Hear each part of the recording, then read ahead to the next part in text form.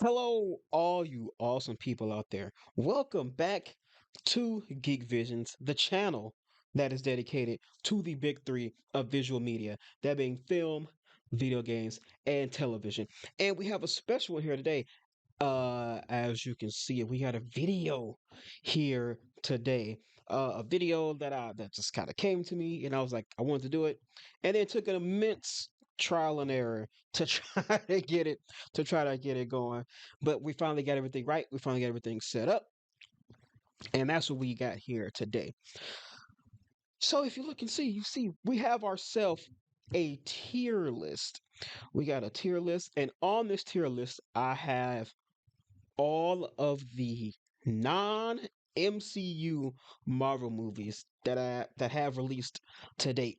So that's across the Fox, Sony, and a multitude of other ones that have come from way back to the most recently released Madam Web, which is on Madam Web is on here. So we're gonna be ranking a lot of these non-MCU Marvel movies and seeing where I personally, just me personally, would rank all these movies. But of course, before we get started, I would like to remind you guys that the YouTube channel exists. If you see that's where this is going right now. So make sure you subscribe to the channel Geek Visions ENT so you can be up to date on all of our uploads. We're currently doing some Let's Plays of Cyberpunk 2077 and Spider-Man 2. We got some new episodes coming up pretty soon. Of course, as always, subscribe to the podcast. The podcast is also on the YouTube channel, but that's also on the audio realm in Spotify, Apple Podcasts, Google Podcasts, Pandora. I never remember Pandora, Amazon. It's one of them, and not the other one. But it's all on there. It's there. So make sure you subscribe on all the platforms, whatever you listen to here. And yes, thank you very much for watching this time around. As we have a video, which we have not done at all since our first video news drop. That was like 3 months ago or so. But here we are on this video that I'm very glad we got because I finally got everything going. So enough talking. Let's look right at this tier list we got here. So on the tier list, as you can see, we have ourselves a good 5 tiers here. We got top tier, which is going to be the cream of the crop that rises to the top, the best of the best movies that I think are on par with even some of the best Marvel Disney MCU movies that we've got going on here. Then we have good tier, which is just good, not the top, but still pretty good. We got okay, which is kind of just average. It's not terrible, but it's also not great. So we got those there. Then we got just the plain bad territory, which is just bad movies. Spoiler alert, Fox is gonna be on this one quite a bit. Quite a bit of Fox movies gonna be on this one. And at the very bottom, we have movies that I haven't seen and I won't see. So these are just movies that I admit that I have not seen, and I probably don't have any plans to actually pursue and go and watch them. Like this kind of just came to my mind. I really wanted to do it kind of just in a spur of the moment thing. Also trying to put it together and make this happen was a hassle. So I didn't want to take the time to like literally go back and watch or rewatch all of these movies once again to really kind of rank them up and tier them. So we're just kind of going just by what I remember and how I felt when I seen them, or if they stuck with me for a while and how I view them. So we got all the movies down here. Now these are feature length movies. So they're all theatrical feature length movies. So there's no TV shows, clearly. There's no TV movies, filmed to be like a pilot for a show. None of those are on here. So they're all just straight up movies. There is one, the one we're to start with, which is a serial, but that counts as a serial SE, not CE. Serial films that we do have on here, but I decided to keep it anyway because that's still technically a movie. So, all right, enough talk. Let's start this list off, and just to get them all out of the way now, we're gonna start off with the haven't seen and won't see. I think I got everything that's gonna get put on this list. That's all the first movies here. So, all right, to start off, we have the Captain America serial films. These were released in 1944, I want to say. Yeah, they're a bunch of short films put together to make, a longer series of film. But yeah, black and white, 1940s. Clearly, I ain't seen them.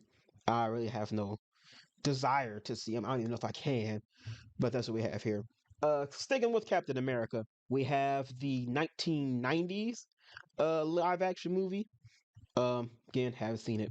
Don't really care for it. Haven't heard too much about it, but whatever. What I have actually have heard quite a bit of. We also have Roger Corman's Fantastic Four movie. Now, if you haven't heard of this one, uh, no surprise on that one. Um, this was a movie when Fox bought the rights to Fantastic Four, the film rights, but they didn't do anything with them, and it was the time to do anything was about to expire. So they just had Roger Corman, who was a pretty much a B movie master. He does a lot of B ranked movies.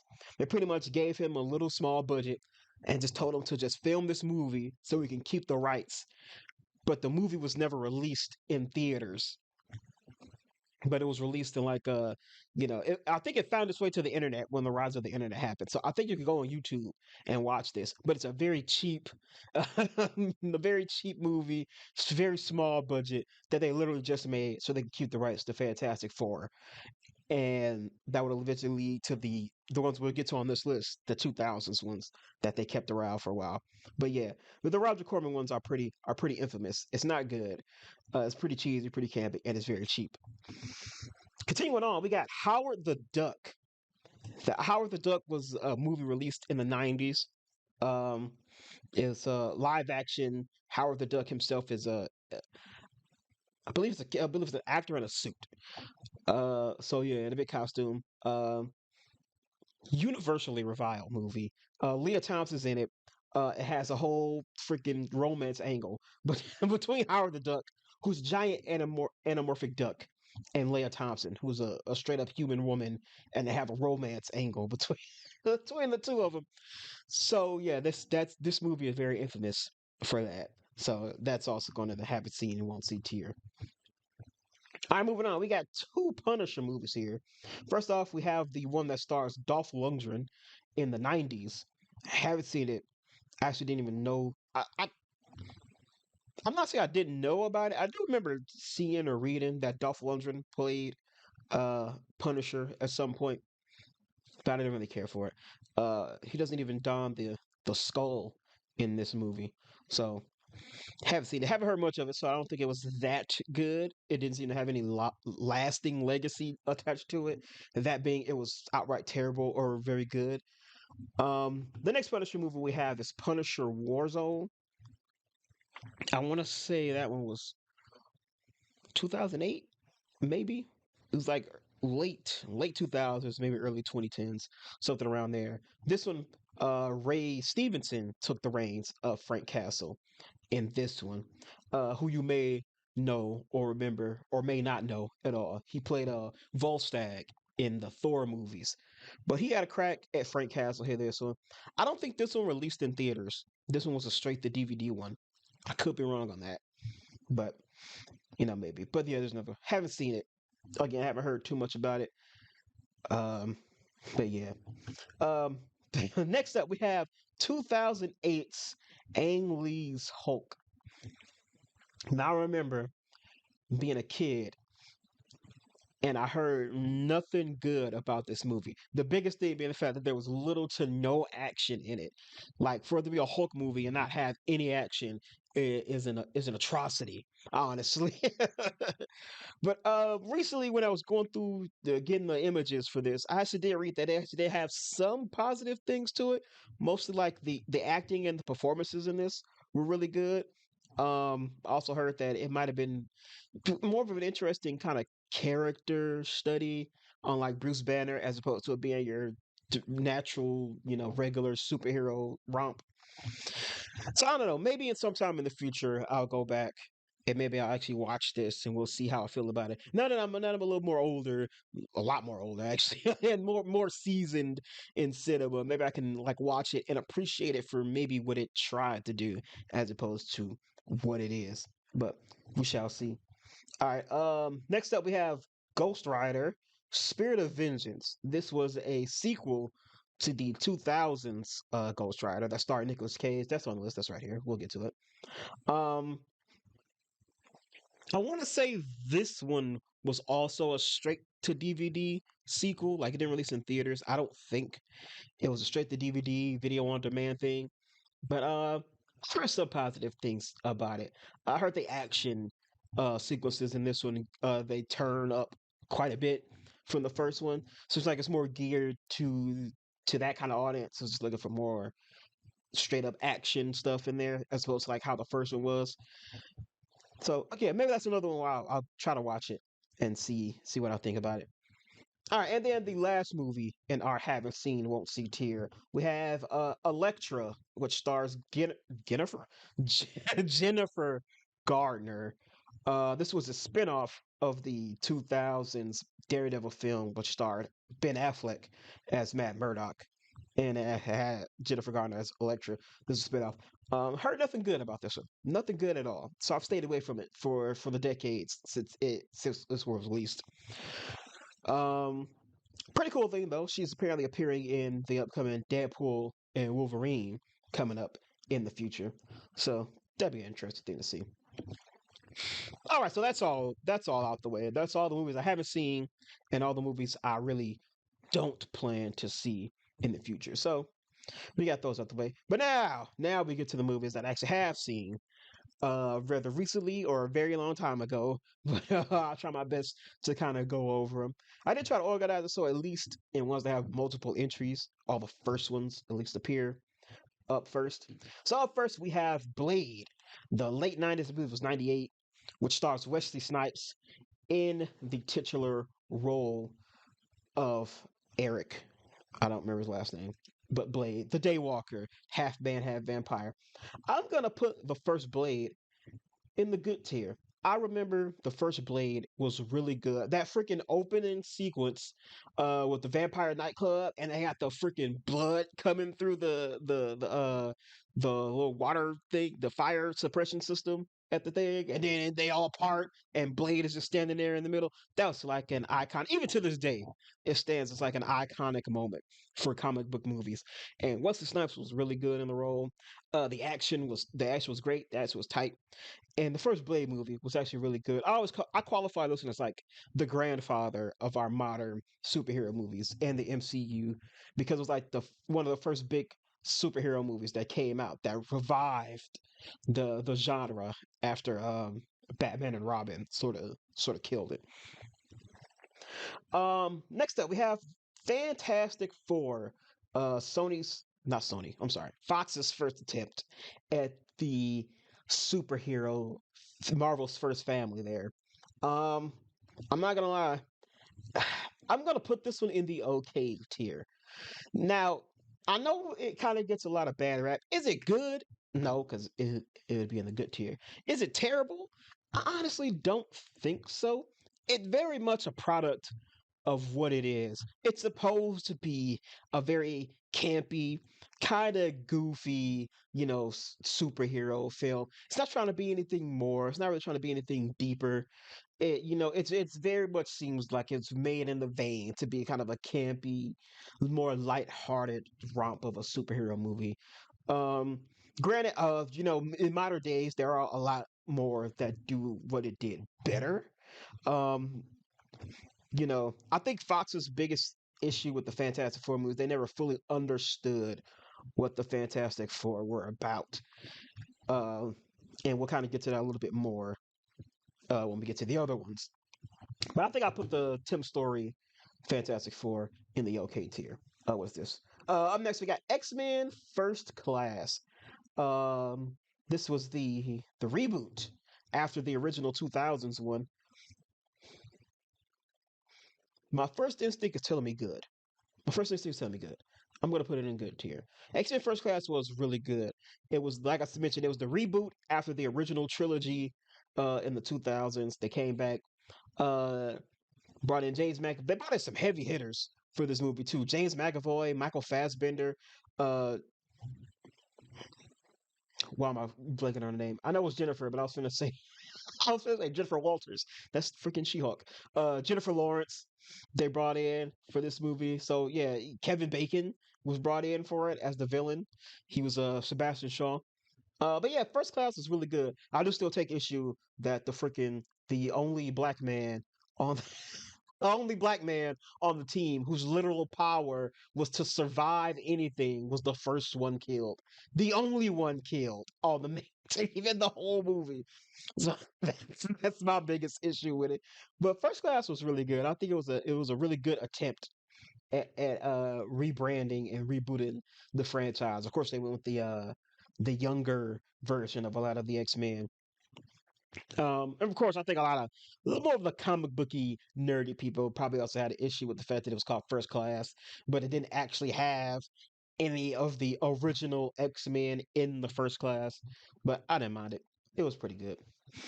Um, Next up, we got Sam Raimi's Spider Man, the very first Spider Man with Tobey Maguire in it. Might be a little controversial. I'm gonna put the. I'm gonna put. I want to say good tier. We might go back and change that though, because those first two Spider-Man movies were really good, and we'll kind of get to it when I get to Spider-Man Two. Kind of why I feel like it should be lower, but the first Spider-Man was really good. That Tobey Maguire Sam Raimi one. Um, so I was weird going back and watching that and seeing some of the faces.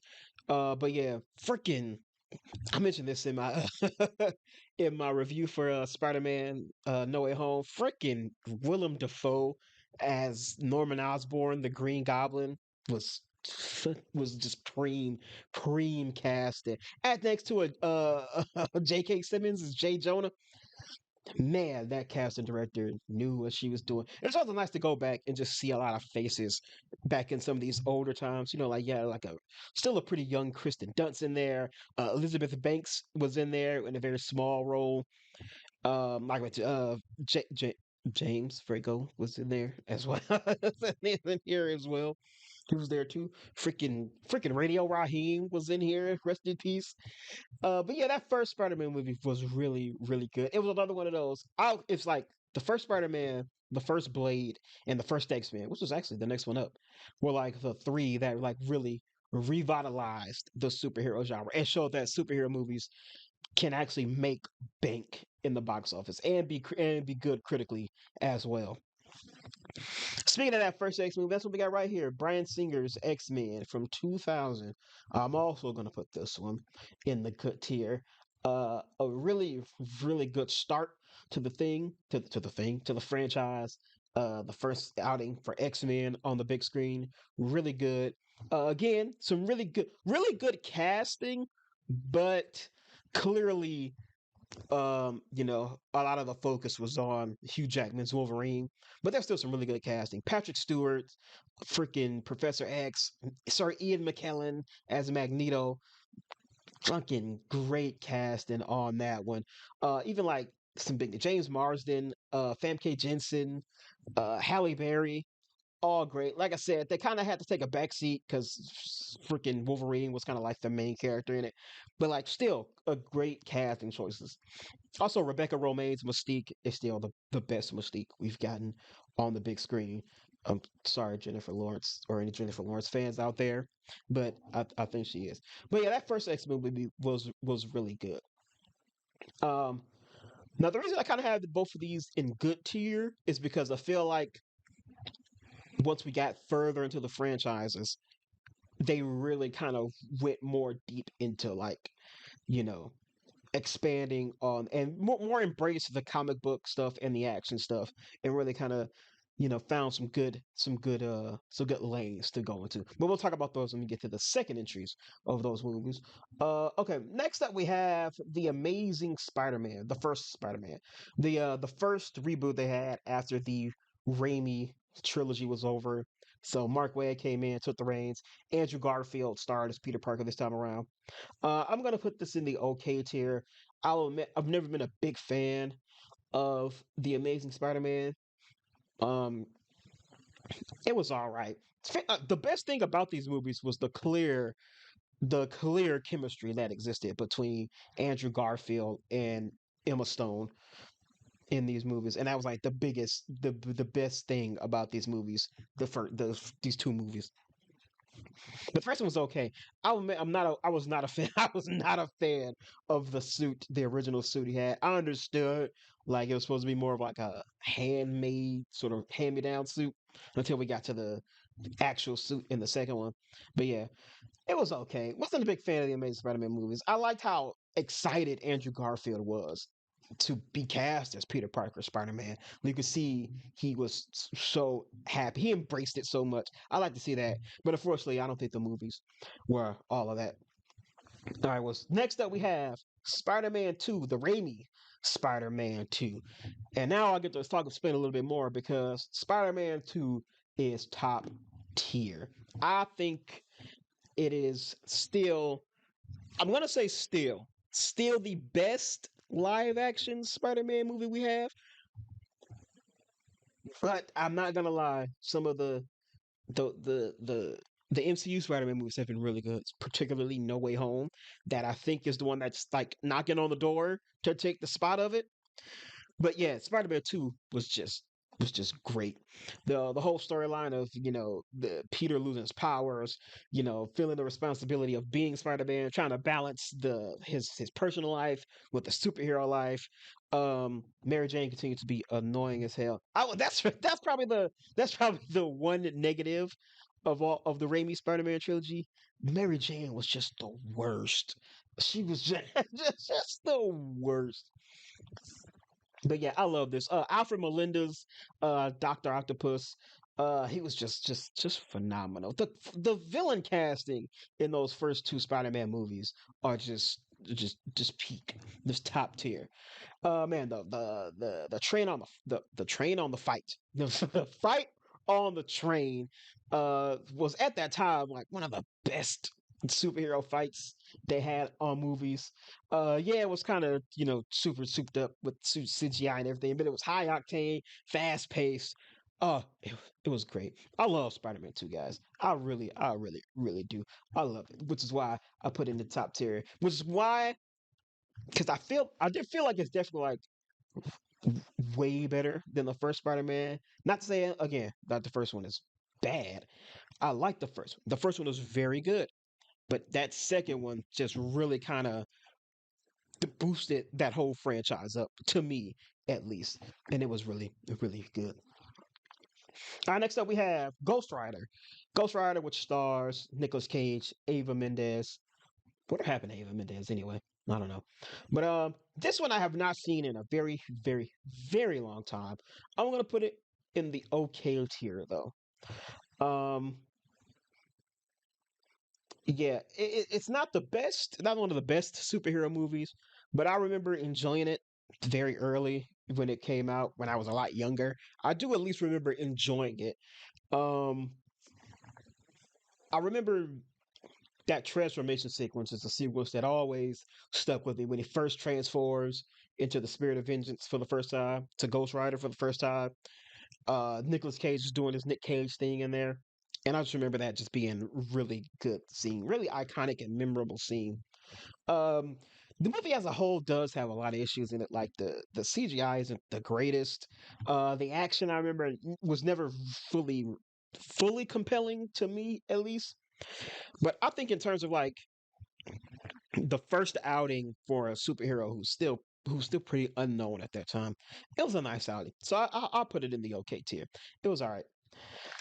All right, then we have the Punisher, Thomas Jane's Punisher.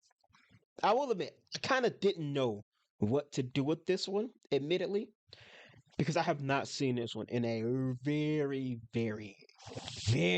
long time. And like even that one, I can't even remember if I actually watched it from beginning to end.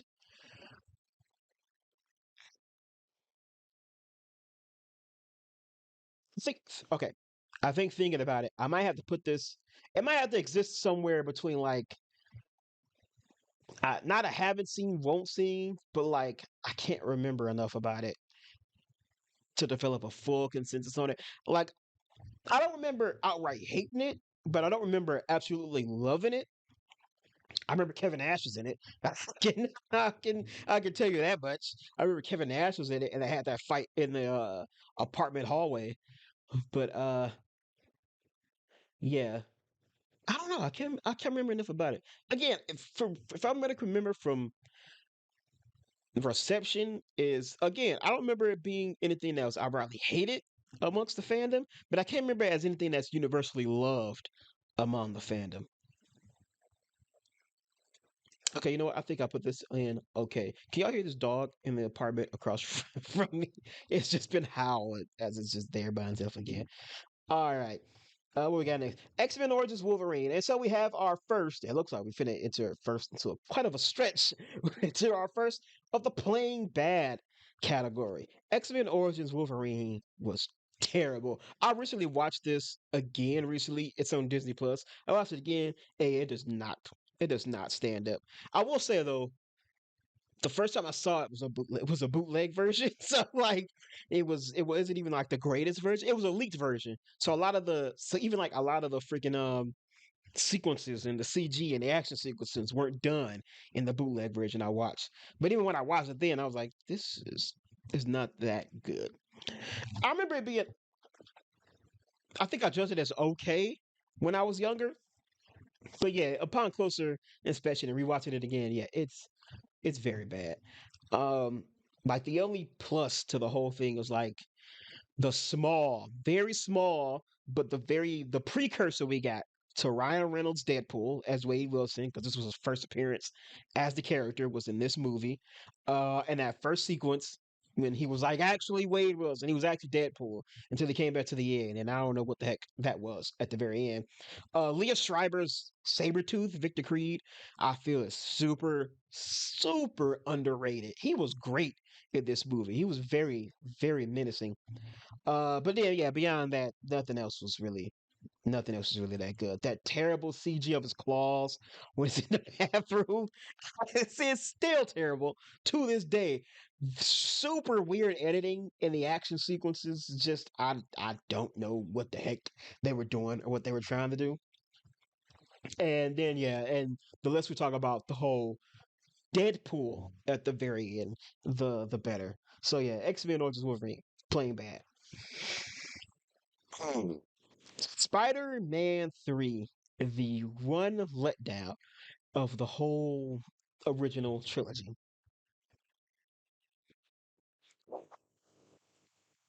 I'm not gonna lie, it's one of these. It's either plain bad or it at least has enough redeeming qualities in it to make it okay. But yeah, man, I'm gonna have to put it in plain bad territory, man. Just I don't know. Actually, I can't say I don't know what happened. I do know what happened. Uh, it was the first. It was the first instance of Sony's meddling in the movie, and they're hard on to include Venom in this one. Remember when I talked about the casting of the villains? Still very good. Alfred Melinda, uh, freaking goddamn I can't remember that. Willem Dafoe as Green Goblin. Even Thomas Hayden Church's Sandman in this one was really good. But Topher Grace as Eddie Brock, nah, fam, nah, nah, nah. That was a no. And I love Topher Grace. That was like during like heyday that '70s show at days. I love Topher Grace. I love that he at least got a huge role in a huge movie at the time. But yeah, that was not for him. That was not for him. Uh, Sorry. Yeah, and gosh, it was just a lot went wrong here. The emo Peter Parker, the whole meme of him dancing in the streets. It's iconic for all the wrong reasons at this point. The whole fight at the end. Um, I don't know how we got three three Spider-Man movies up to this point, all ending the same way with the villain is about to kill Mary Jane. Like, come on, this is the third movie. We got to do something different here. She has to have learned by this point to avoid this stuff. But nope, it's the same way as the previous two movies. So that's hilarious. So yeah, I'm gonna have to put Spider-Man 3 in playing bad. The only way and thing weighing down that original trilogy from being fantastic. Sorry about that. I had to pause for a little bit and grab some more water. This is can't even work. All right. What's next on the list? Next on the list we have Venom. My boy, my boy, my boy. Let's starting the whole Sony thing here. I'm gonna have to put Venom in the plain bad territory. I'm not gonna talk too much about this because it's something that's been it's something that's been very prevalent in some of my news drops, and especially my reviews of these movies. I don't like everything Sony is doing with this Spider-Man less Spider-Man universe. Like the only thing about Venom is the fact that it kind of teetered on so bad it's good territory, which sounds like thinking maybe at least putting that one in the okay territory. You know what? I'll even do it. I'll even do it. It'll go up to the okay territory. Just because so bad is good. But that freaking ending scene was freaking terrible. I'm pretty sure the freaking Venom movies are just like they're like the bad Adam Sandler movies. Where like it's just an excuse for Adam Sandler to just hang out with his friends and have fun and just do shit.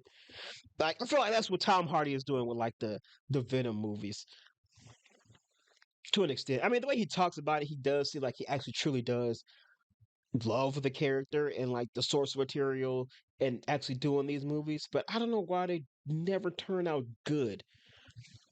Maybe it's because that first one had such a reaction and reception to it. They were like, let's just keep this vibe going, bro. Let's just keep it like that and just keep doing it exactly like this.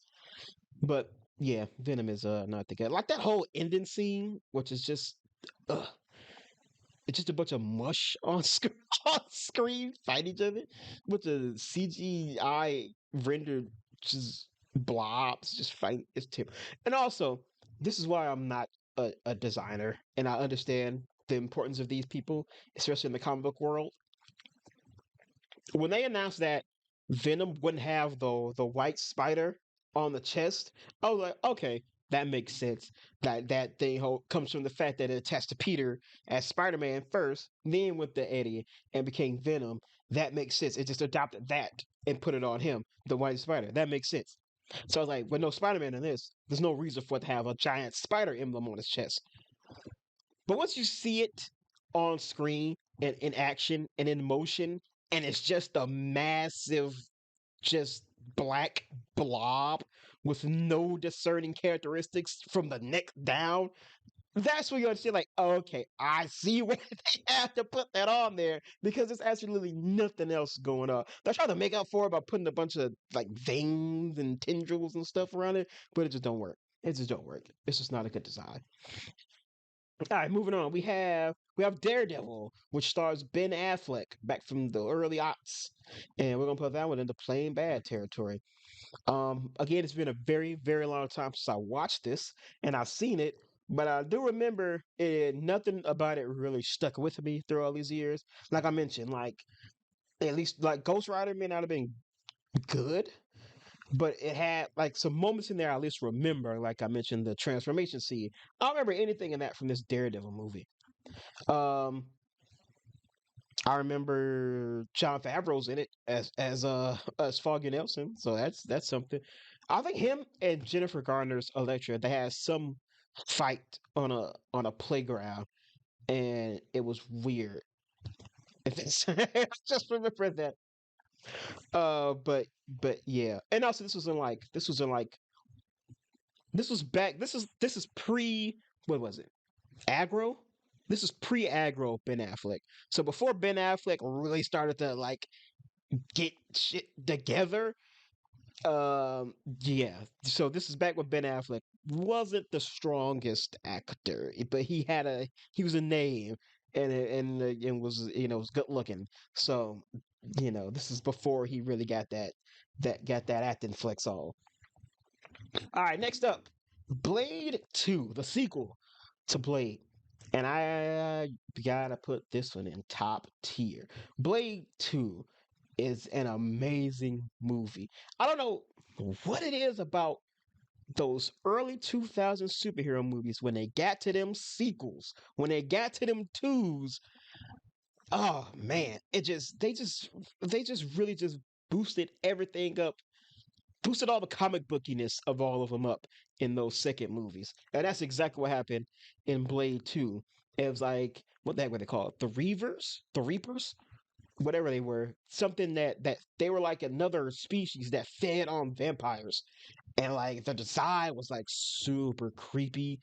And they had like the mouth that was split open right at the bottom of their jaw. It was awesome, and it's like a vampire zombie kind of hybrid thing. But it was great. And then Blade had a team up with like this group of like elite vampire soldiers, killers, and warriors. It was like freaking Ron Perlman was on it. Somebody else, some other pretty big name was in there, but I can't remember who it was. It was a bald guy, not just Ron Perlman, right? I don't know. Somebody else is in there, but yeah, it was great, and the action sequences were turned up so much more. Um, they tried to do a little bit more with like Whistler's character, who was kind of just the side character there. I don't think that fully did it, but like yeah, and I think this was Blade Two was Guillermo del Toro, right? Or am I tripping?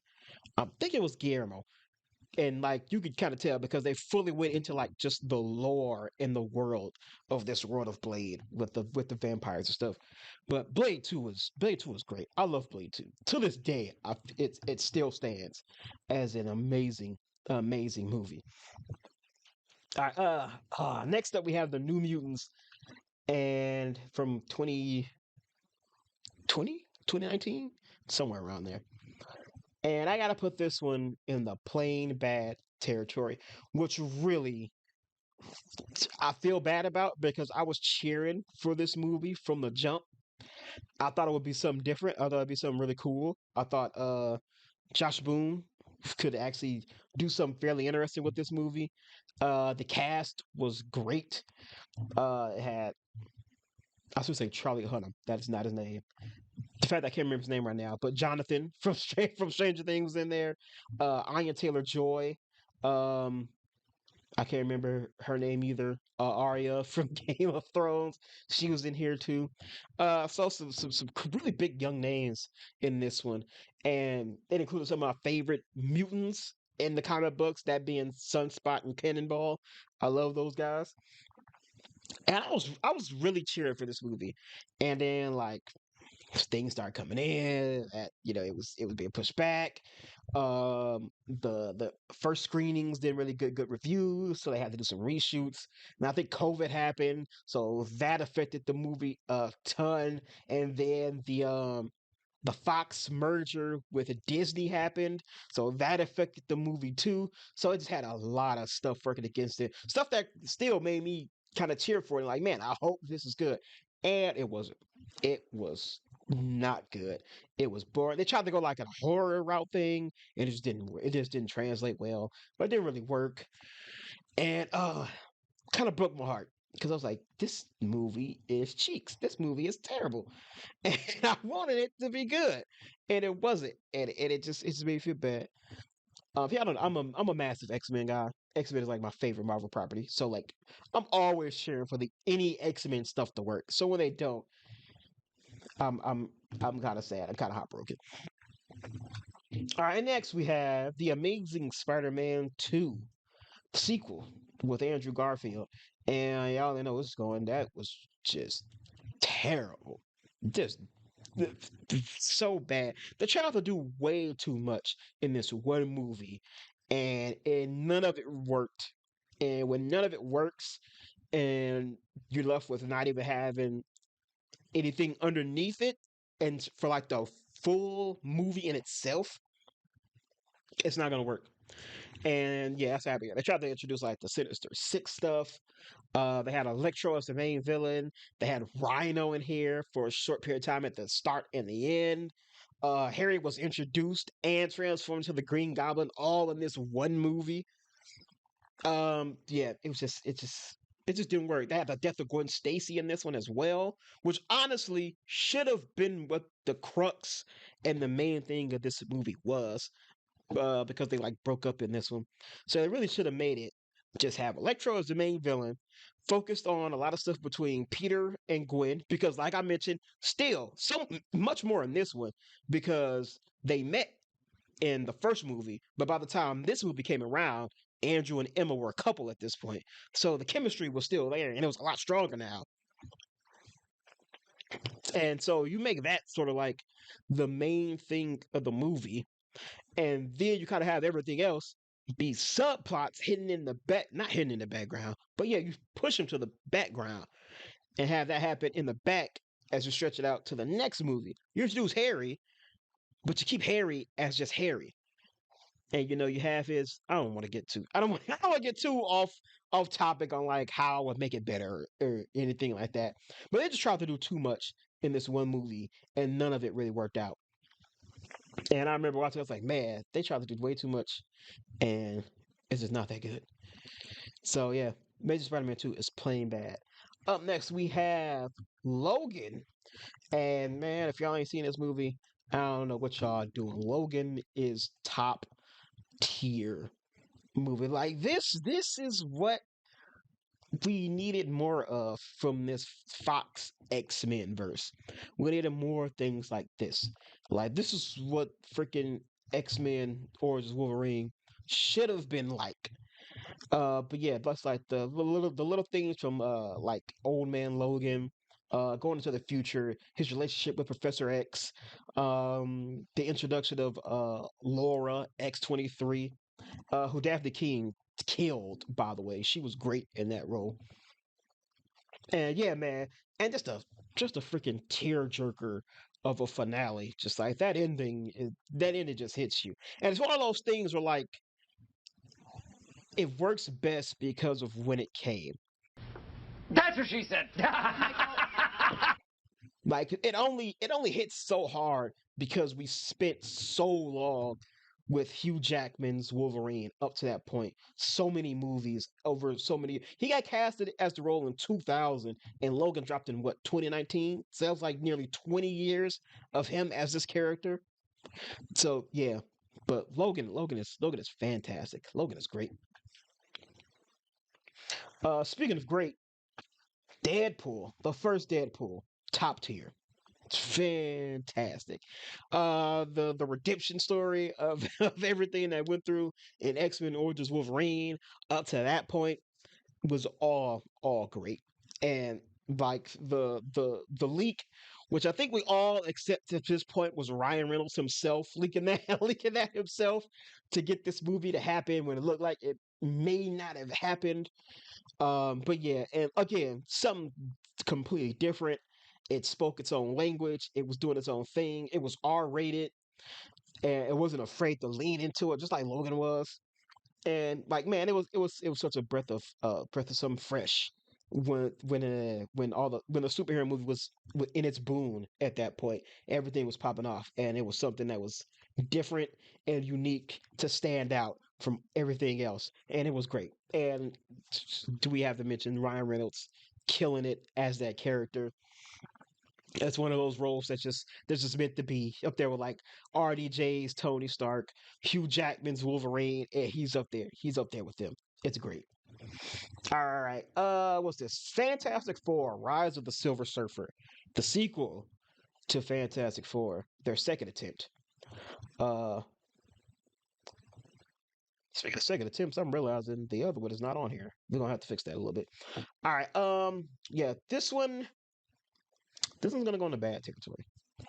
The first one was okay because, like I said, it was meant to be what it was meant to be. Very campy, very hokey kind of thing.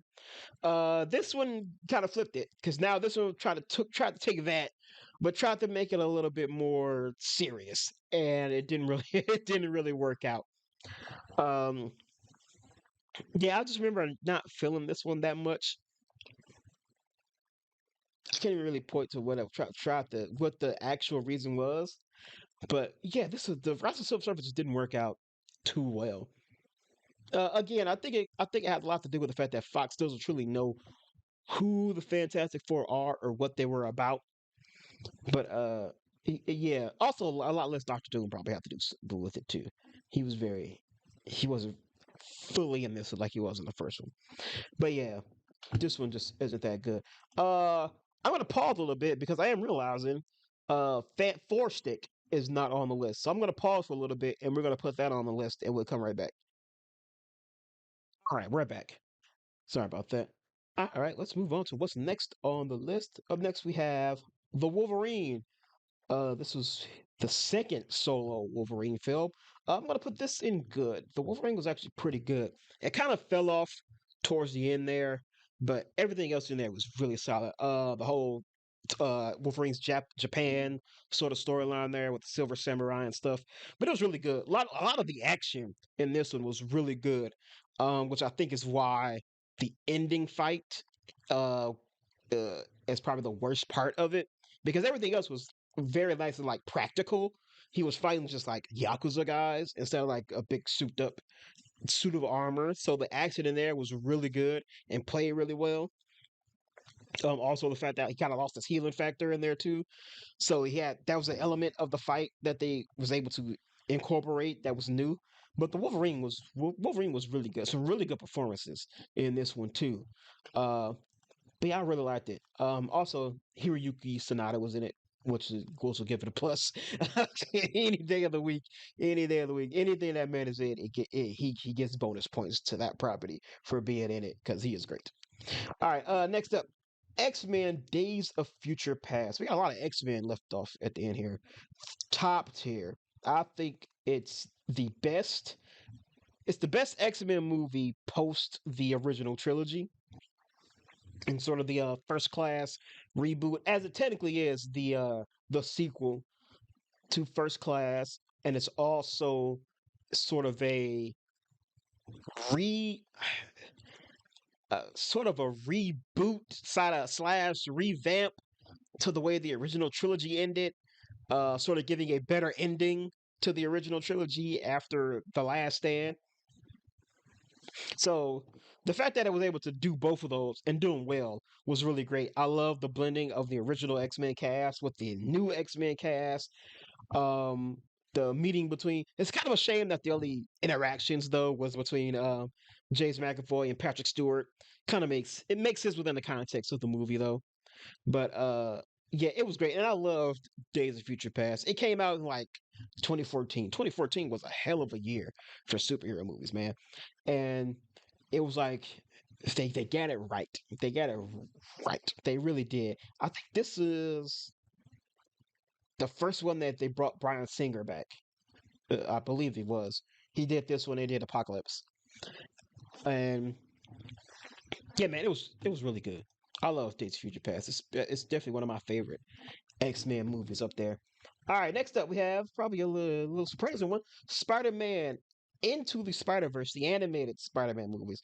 The only good thing that Sony is doing right now, and that don't need to say too much. Top tier Into the Spider-Verse is amazing. I love it. It's my favorite Spider-Man movie overall. So live action and animation, it's my favorite one overall. Spider-Man 2, still my favorite live action one so far. But like I said, No Way Home is definitely probably knocking on the door for both of these. So we might have to watch all. I might have to watch all three of them personally and fully decide who what the rankings are for all three of those. But yeah, man, I love Into the Spider Verse. It was another one of those just breath of fresh air ones.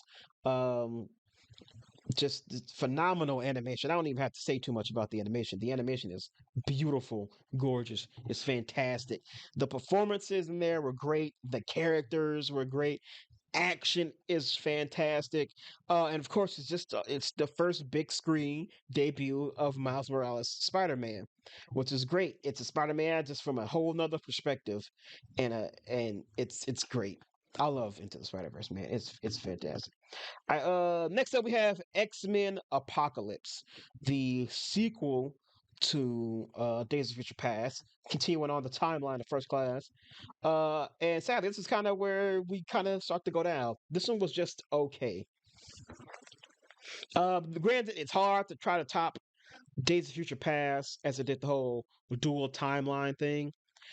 But I mean, it's Apocalypse, man. Apocalypse is like the big bad of the X-Men. Like Magneto is fantastic, but Apocalypse is like that end all be all. He's like the end days. He's like the Thanos to the X-Men, basically.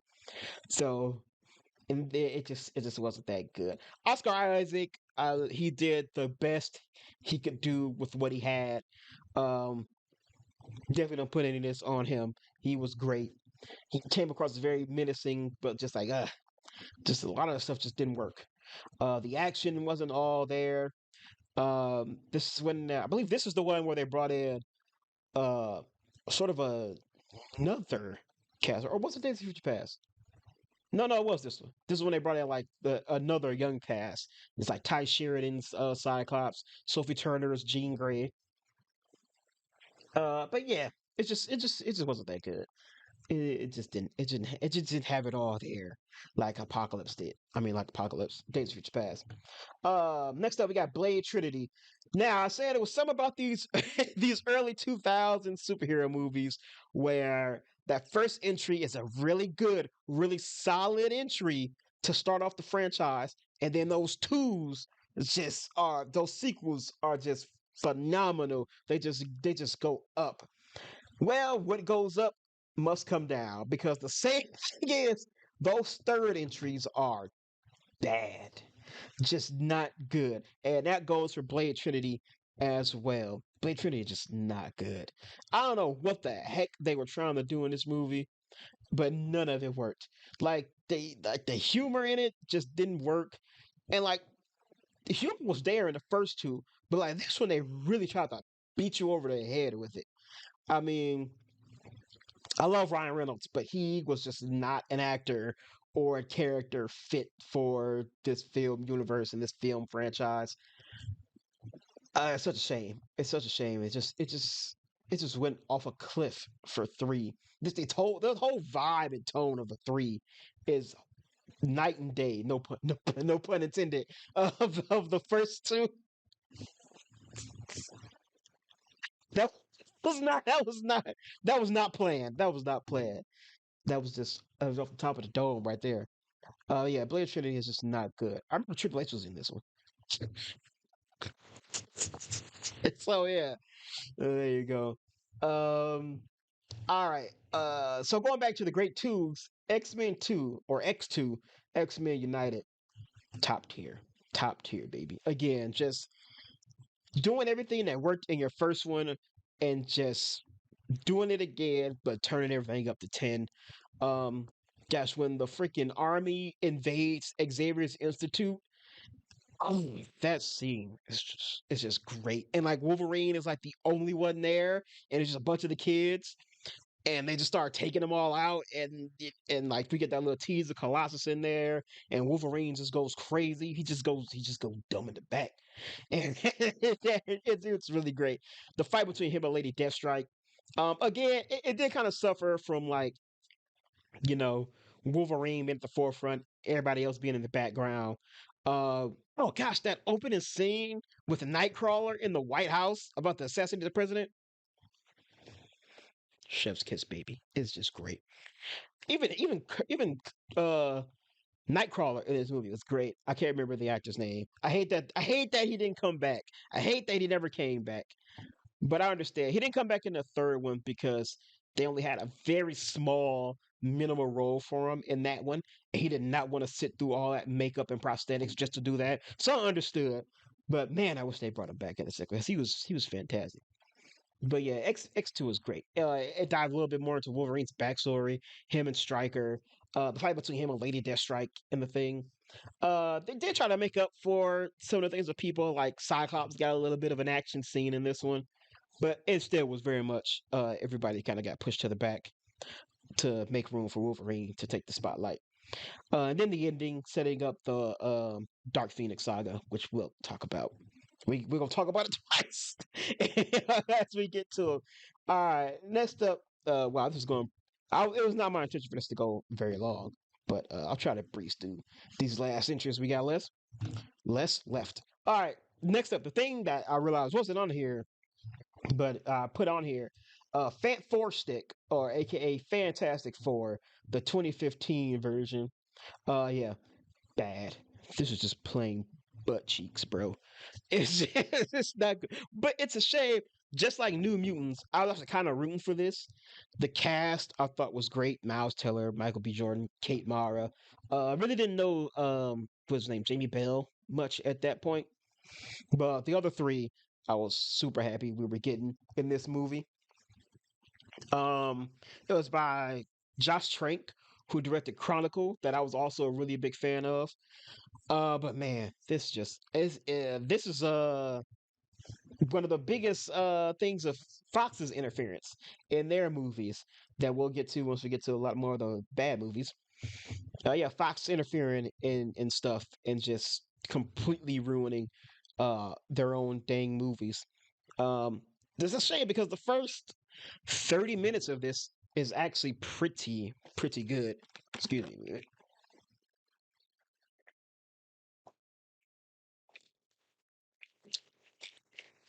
It's a shame because the first like 30 minutes of it is actually pretty good. That scene where like they come back from the negative zone and they got their powers and it's like a freaking horror scene was fantastic. And then everything after that, it just goes into a straight dumpster fire. Just it's just bad. It's just terrible. Doctor Doom being introduced in like the last 7 freaking minutes to be the villain was ridiculous. But yeah, man, this just wasn't good. Fant Four Stick was a massive letdown. All right, next up we have Spider-Man Across the Spider-Verse, and that one is going into top tier as well. Um, Sequel to one of the best to ever do it is also one of the best to ever do it. You shouldn't be confused about that. That's how you do it, Sony. I don't know what I don't make y'all struggle so much.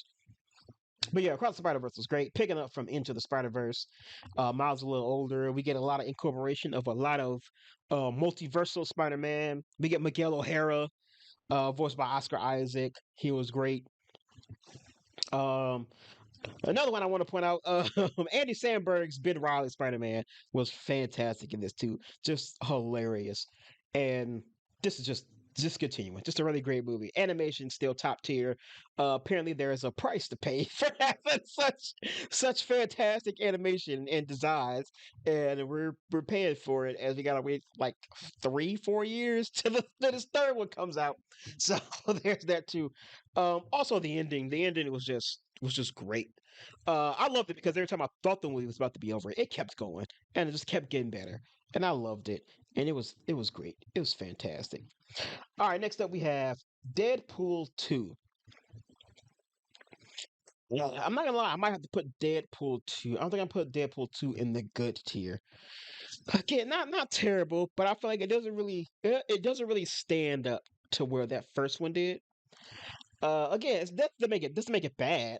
I just don't think it's not as good as the other ones at the top there. It's still a good movie though. Still has that humor, still has that action. It's really great. I love Domino and Cable being involved in this one. That was great. The freaking Juggernaut being the being the big bad at the end there. Yeah, it's still a really good, really solid movie. Ryan Reynolds and them are still doing they still are doing their thing there, but I don't think it's as good as the first Deadpool or even the other movies I got in this top tier list here. So that's the only thing about it. All right. The final entry in our original trilogy, X-Men was The Last Stand. Um just like the three of the other first ones, bad. Plain bad. Uh it's such a letdown. And I remember being a kid. I remember actually liking this when I was younger. But that was all literally because of the action, just because of just the action was bigger, it was more bombastic, and I don't know, in my child brain, I equated that to being better, but it was not. The story was bad. The handling of the Dark Phoenix saga was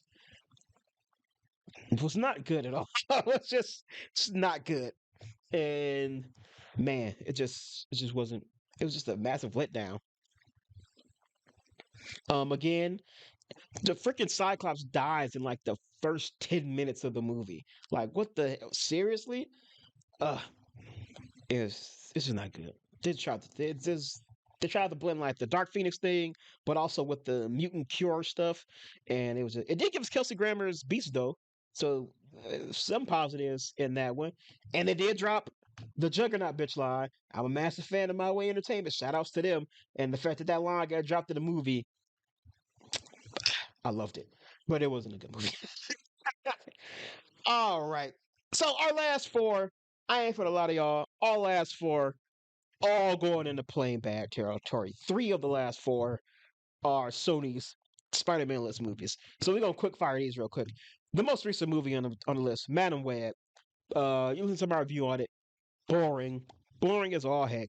I just did not care for Madam Web or any of the characters or the bad guy.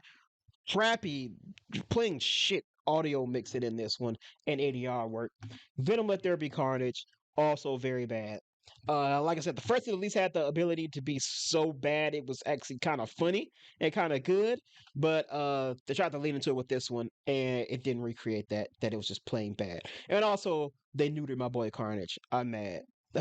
Like Woody Harrelson, I thought was a great cast choice for it, but the choices made with them, they got him involved in a freaking love story.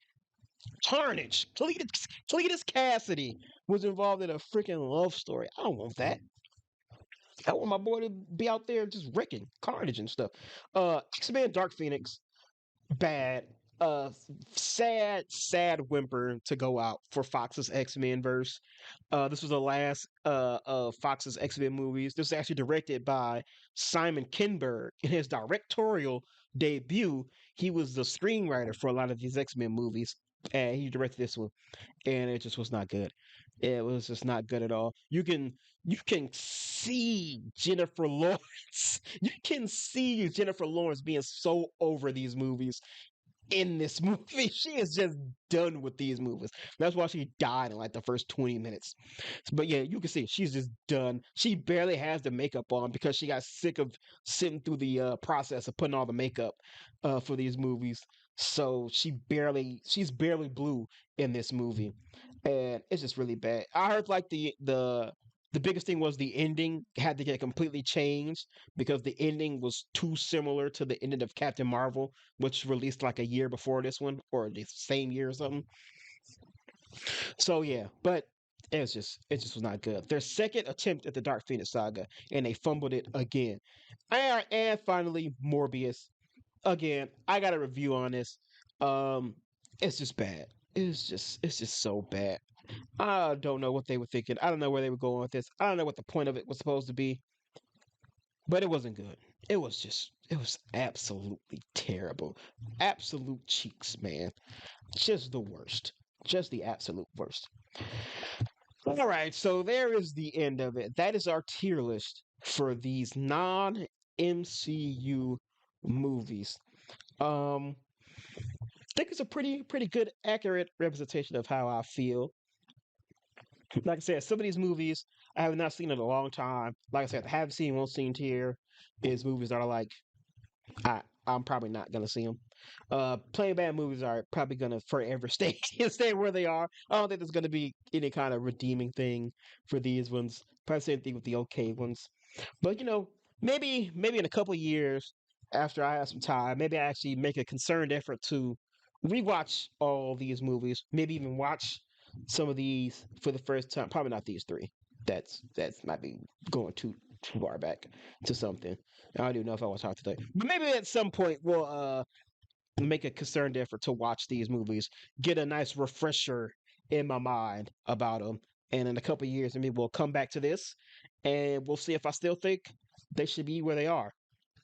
But anywho, thank you so much for watching this video. Our second video here on Geek Visions. Geek Visions ENT. If you're interested, like I said, we got gameplays, game let's plays, Spider-Man. We just talked a lot about Spider-Man. We got Spider-Man 2 on the channel. We also got Cyberpunk 2077. We also have, of course, the podcast. Make sure you follow that on all of the things, all of the places. It's also here on YouTube. So check that out as well. I'll probably edit in like some reviews that I got for some of these movies, notably Madam Web and Morbius. We'll carve that in so you can check those out. But anywho, thank you so much for watching. I very much appreciate it. I plan on hopefully I could do a little bit more of these videos. Now that I seemingly got this set up, doing what it's supposed to do. So hopefully we can do a little bit more of some things like this in the future. But we shall see. Anywho, I've held you long enough. I'm not gonna hold you any much more longer. So you guys already know how it goes. Keep watching, keep playing, and stay awesome. Until next time, everybody, I will see you later. Goodbye.